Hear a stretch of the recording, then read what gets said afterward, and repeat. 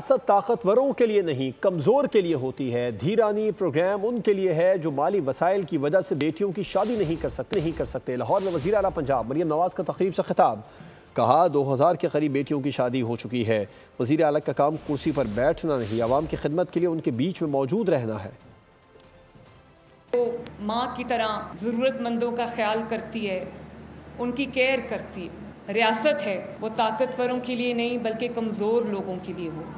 دھیرانی programme ہے جس کے اندر جو میری بہنیں بیٹیاں ان کے خاندان مالی استطاعت نہیں رکھتے کہ ان کی فیملیز کے پاس، ان کے پیرنٹس کے پاس وہ مالی وسائل نہیں ہوتے، تو وہ 2000 کے قریب ماشاءاللہ وہ شادیاں بخیر و عافیت خوشیوں سے انجام پائیں اور آج وہ بہت بہترین ازدواجی زندگی گزار رہے ہیں ماشاءاللہ۔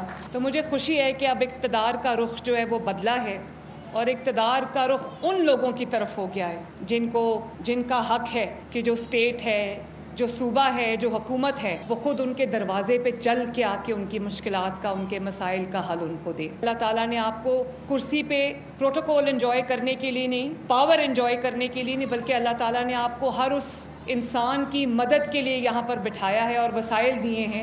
انشاءاللہ تعالیٰ 1 مئی کو ہم لانچ کرنے جا رہے ہیں پاکستان کی تاریخ کا پہلا راشن کارڈ پنجاب میں۔ سبسکرائب کریں اور بیل دبائیں تاکہ کوئی خبر رہ نہ جائے۔